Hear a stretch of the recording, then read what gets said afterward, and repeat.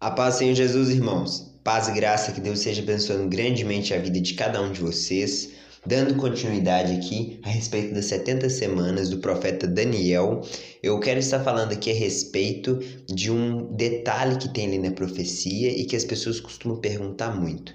Então, no texto de Daniel vai estar falando assim: 70 semanas são determinadas sobre o teu povo e sobre a tua santa cidade. Ou seja, quando as pessoas leem isso, elas entendem assim: está determinado apenas para o povo de Daniel. Então, essa profecia toda, ela se aplica apenas para Israel, porque a profecia dá continuidade dizendo: para o teu povo e para a tua santa cidade, para cessar a transgressão, para dar fim aos pecados, para expiar a iniquidade, para trazer justiça eterna, para selar a visão e a profecia e para ungir o Santo dos Santos. Então, esses 7 objetivos é a finalidade das 70 semanas. Uma pergunta que fica é: para quem que foi destinado as 70 semanas? As 70 semanas foram destinadas para o povo de Daniel. A questão é que o povo de Daniel é o povo de Deus, é o Israel espiritual, que inclui judeus e gentios.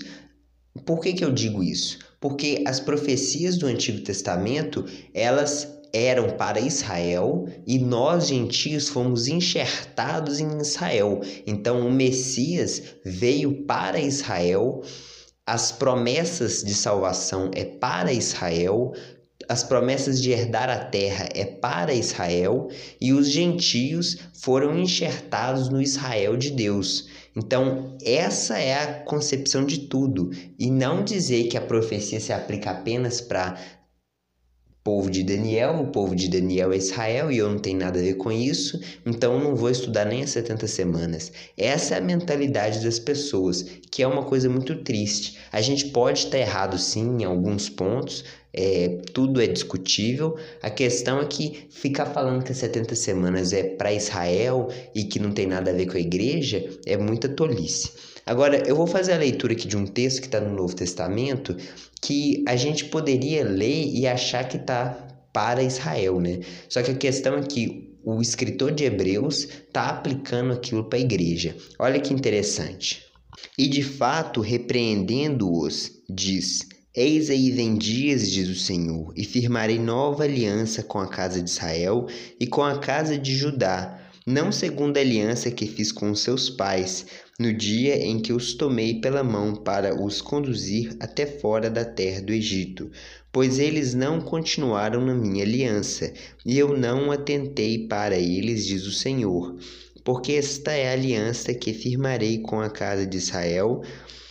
Depois daqueles dias, diz o Senhor, na sua mente imprimirei as minhas leis, também sobre o seu coração as inscreverei, e eu serei o seu Deus, e eles serão o meu povo. E não ensinará jamais cada um ao seu próximo, nem cada um ao seu irmão, dizendo: conhece ao Senhor?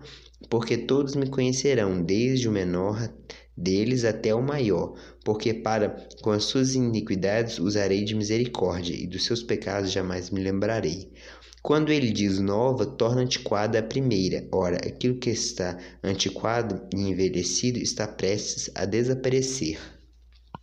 Esse texto que está em Hebreus, isso foi escrito pelo profeta Jeremias, e está falando que Deus fez uma aliança com a casa de Israel lá no Egito, quando Deus tirou o povo do Egito, e Deus está prometendo que vai fazer uma nova aliança no futuro.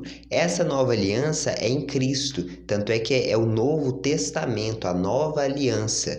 Tudo isso foi feito em Cristo. A questão é que se o escritor de Hebreus está aplicando que uma nova aliança vai ser feita com a casa de Judá, que é os judeus, e a casa de Israel, que são todos os gentios que se convertem a Deus. Agora, olha que interessante. A gente poderia ler aquilo e achar que não, isso é para o povo de Israel, isso é para os judeus. A questão é que todas as profecias do Antigo Testamento sempre estão voltadas para a casa de Israel e para a casa de Judá. Se você fizer a leitura e aí querer entender ou querer achar ali a palavra igreja, você nunca vai encontrar. Existe a palavra congregação, que é a mesma palavra para igreja. A questão é que essas pessoas que ficam querendo excluir o Antigo Testamento da Bíblia, eles nunca que eles vão conseguir montar um gráfico desse com todas essas informações, com todos esses detalhes, detalhando ali os tempos, as épocas, os objetivos e calcular todas as 70 semanas, ou seja, qualquer outra profecia. Então, eu achei interessante fazer a leitura de Hebreus. Agora, a respeito dessa questão dos gentios ser enxertado em Israel, e é por esse motivo que a profecia das 70 semanas se aplica a nós, porque nós fazemos parte do povo de Daniel, isso vai estar lá em Romanos capítulo 11. Se, porém, alguns dos ramos forem quebrados, e tu, sendo oliveira brava, foste enxertado em meio deles e te tornaste participantes da raiz e da seiva da oliveira, não te glories contra os ramos, porém se te gloriares, sabes que não és tu que sustentas a raiz, mas a raiz a ti. Dirás, pois, alguns ramos foram quebrados para que eu fosse enxertado. Bem, pela sua incredulidade foram quebrados. Tu, porém, mediante a fé, está firme. Não te ensorbebeça, mas teme. Porque se Deus não poupou os ramos naturais, também não te poupará. Considerai, pois, a bondade e a severidade de Deus. Para com os que caíram, severidade, mas para contigo a bondade de Deus. Se nela permaneceres de outra sorte, também tu serás cortado. Então, o que o apóstolo Paulo está dizendo é que tem uma árvore que é uma oliveira, que é o povo de Deus, e esse povo de Deus é constituído de muitas pessoas, que são os ramos. A partir desses ramos, alguns ramos foram quebrados porque eles não obedeceram à voz de Deus, e que nós, gentios, fomos enxertados nesse lugar porque nós escolhemos obedecer à voz de Deus. Então, o que vale no fim das contas é quem está disposto a obedecer a Deus e quem não está disposto. Quem estiver disposto vai fazer parte dessa árvore, que no caso ali é sempre falado da oliveira, mas em João capítulo 15, Jesus fala: eu sou a videira, vocês são os ramos. Então, embora mude a árvore, a questão é que essa é a ideia, é mostrar uma árvore frutífera que produz bons frutos e nós sendo esses ramos que estamos ligados ao tronco da árvore, no caso, seja da oliveira ou da videira, como em João 15.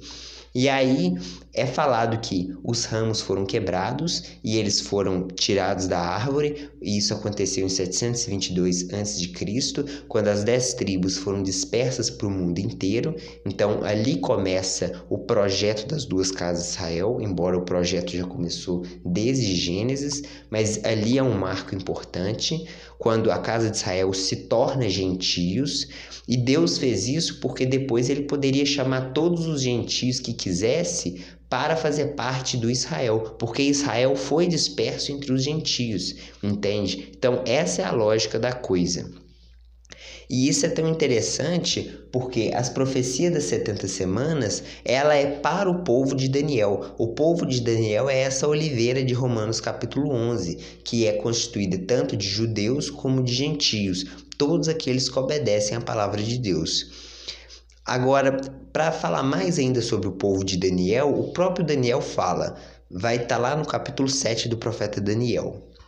O reino e o domínio e a majestade dos reinos debaixo de todo o céu serão dados ao povo dos santos do Altíssimo, e o seu reino será reino eterno, e todos os domínios o servirão e lhe obedecerão. Então, todos os reinos do mundo, ou todas as nações, eles vão prestar obediência ao povo dos santos do Altíssimo. Então, quem que é o povo de Daniel? O povo de Daniel é o povo dos santos do Altíssimo, o povo de Deus. Agora, você tem que entender que esse povo de Deus, ele é formado de todos aqueles que obedeceram a Deus, não somente de Israel para cá, mas Abel, Enoque, Noé, esses homens eles não eram israelitas, mas eles obedeceram a Deus, então eles fazem parte também do povo de Daniel. Sempre teve um povo de Deus, desde os tempos ali de Abel até o último homem, sempre vai ter o povo de Deus.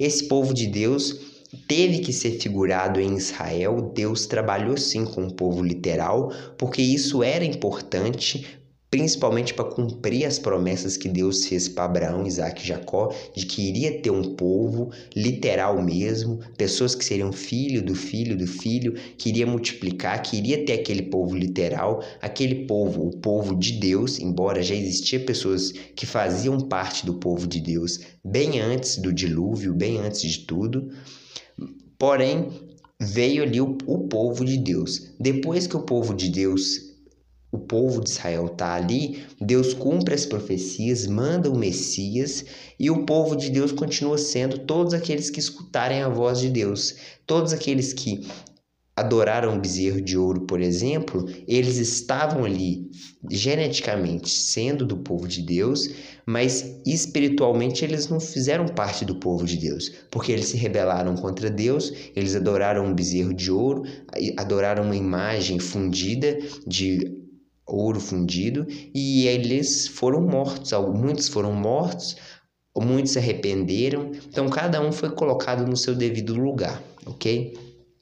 Eu espero que vocês tenham gostado a respeito das 70 semanas, que vocês possam compreender que as 70 semanas não é apenas para o povo de Daniel, no sentido de ser apenas para os judeus, mas sim para todos nós, porque o objetivo das 70 semanas é tudo isso aqui. E isso aqui resumindo esses 7 pontos, é a morte e ressurreição de Cristo. Resumindo todos esses 7 pontos, é isso. É morte, ressurreição e a vinda de Jesus, porque isso ainda não se cumpriu, afinal de contas ainda existe pecado, ainda existe transgressão, ainda não houve justiça eterna para o povo de Daniel, que é a igreja, ok? Então, muito obrigado por vocês terem acompanhado o vídeo. Deus abençoe cada um de vocês. Tamo junto.